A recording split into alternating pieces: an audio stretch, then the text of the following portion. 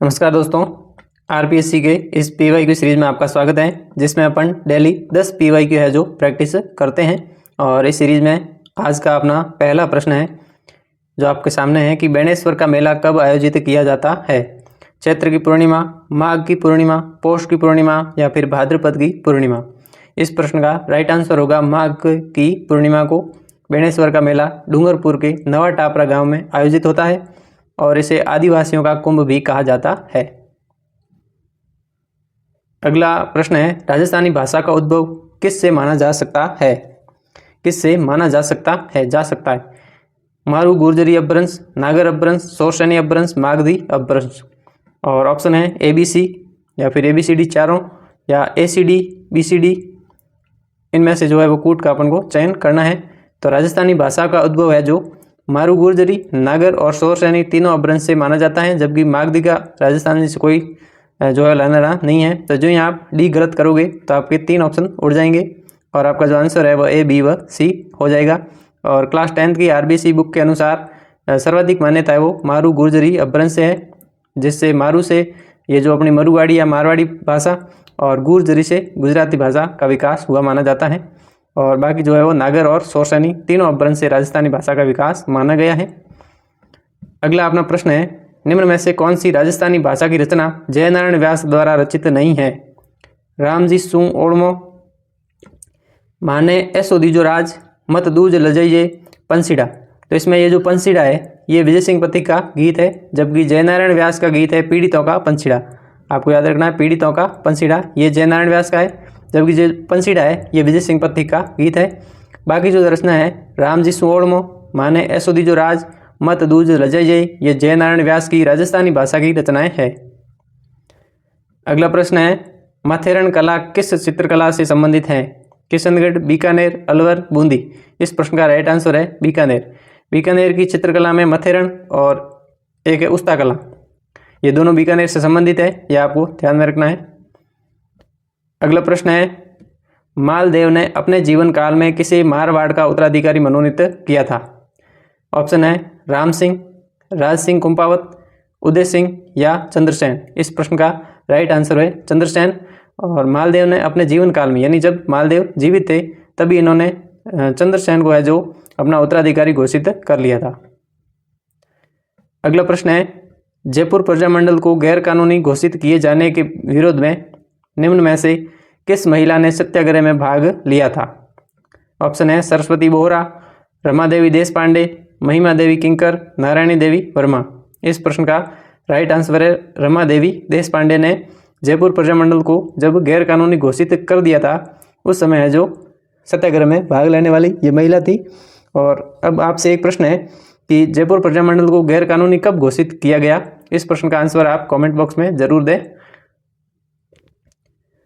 अगला प्रश्न है, मुड़िया लिपि के बारे में कौन सा कथन है जो सही नहीं है। ये जो मुड़िया लिपि है ये राजस्थानी भाषा की लिपि है। जैसे हिंदी भाषा की लिपि देवनागरी है, इसी प्रकार राजस्थानी भाषा की लिपि कौन सी है, तो मुड़िया लिपि है। और इसके संबंध में अपने जो गलत कथन अपन को बताना है।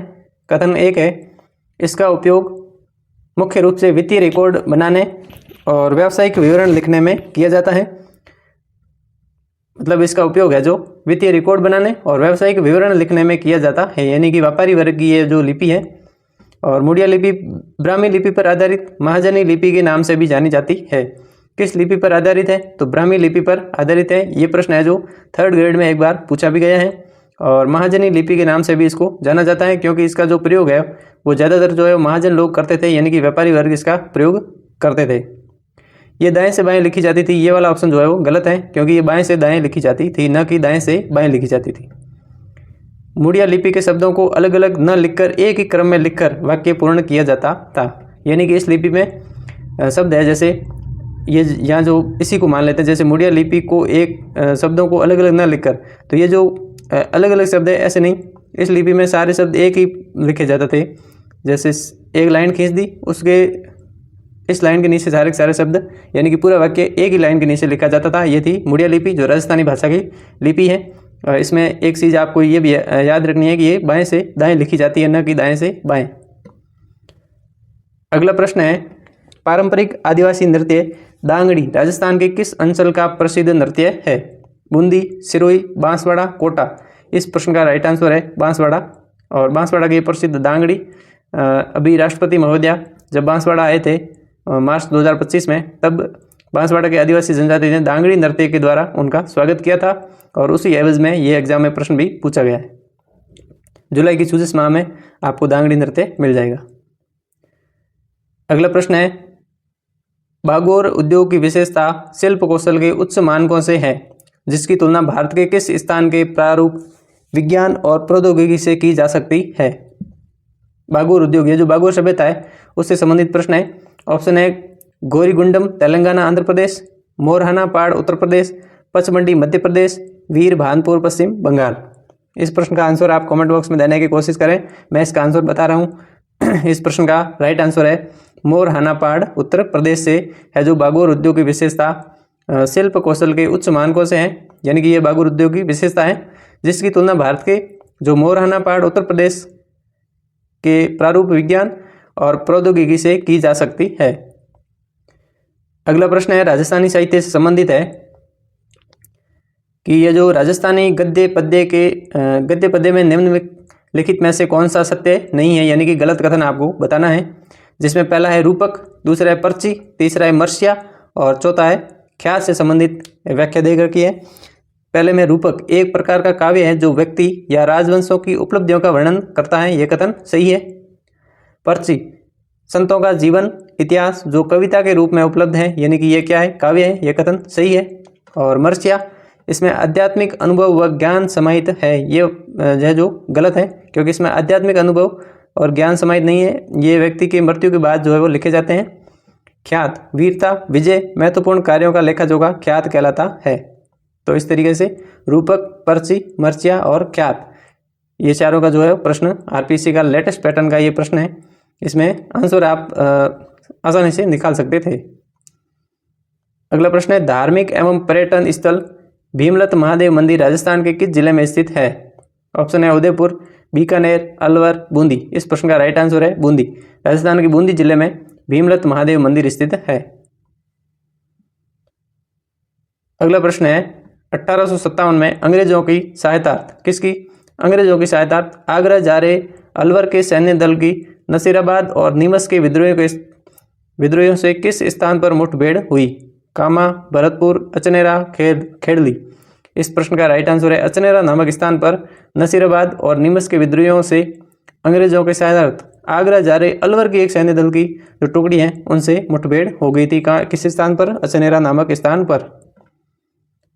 अगला प्रश्न है, पाबूजीरा पावड़ा यानी कि पाबूजीरा पवाड़ा किस जाति के लोग प्रमुख रूप से गाते हैं।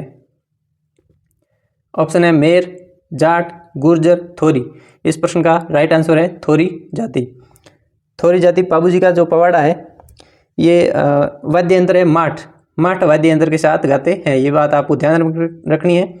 जबकि पाबूजीरी फड़ भील भोपे या फिर भील नायक भोपे रावणहत्ता वाद्य यंत्र के साथ गाते हैं और पाबूजी की फड़ सबसे लोकप्रिय फड़ है। देवनारायण जी की फड़ गुर्जर भोपे जंतर वाद्य यंत्र के साथ गाते हैं जो कि सबसे लंबी फड़ मानी जाती है। तो ये 3 फैक्ट आपको ध्यान में रखने हैं और वाद्य यंत्र भी आपको याद रखने हैं। पाबूजीरा पवाड़ा माठ वाद्य यंत्र, पाबूजी की फड़ रावणहत्ता और देवनारायण जी की फड़ जो है वो जंतर वाद्य यंत्र के साथ गाई जाती हैं। और भील भोपे, थोरी जाति और गुर्जर भोपे भी आपको याद में रखने हैं। तो इस तरीके से अपन ने आज के अपने 10 PYQ प्रैक्टिस किए और अगले PYQ के लिए हमारे चैनल को सब्सक्राइब करें, वीडियो को लाइक करें।